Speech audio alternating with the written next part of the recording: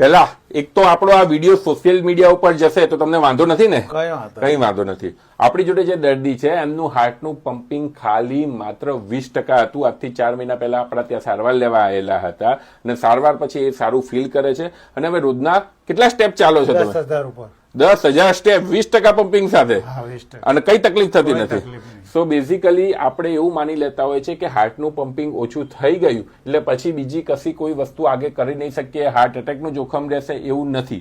Proper દવાઓ manage કરવામાં આવે, પ્રોપર પેશન્ટનું જો ઇવેલ્યુએશન કરવામાં આવે અને અમુક રીતની દવાઓ પર્ટિક્યુલરલી ચાલુ રાખવામાં આવે તો દર્દી સારી રીતે જિંદગી જીવી શકે છે. પણ જોડે જોડે મારે એમને સલાહ એ બી છે કે 10,000 સ્ટેપ જેવું ના ચાલો, આપણું પમ્પિંગ ઓછું છે એટલે થોડાક સ્ટેપ ઓછા કરીને એની જગ્યાએ બીજી એક્સરસાઇઝ, મેડિટેશન, યોગાની અંદર બી તમે જઈ શકો છો. બીજું તમે તમારી જિંદગીમાં શું શું ફેરફાર કર્યો? બસ મને અહીંયા આવવાથી બહુ જ ખુશી મળી, આનંદ થયો અને મારી નવી જિંદગી મળી.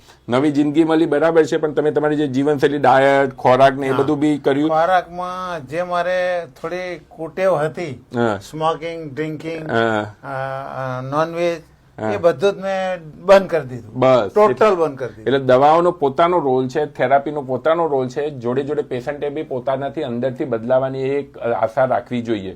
વિડીયો ગમ્યો હોય તો હૃદયનું પમ્પિંગ ઓછા હોય એવા માણસને શેર કરજો, જેનાથી એમના માટે એક જીવનની નવી આશા મળી શકે.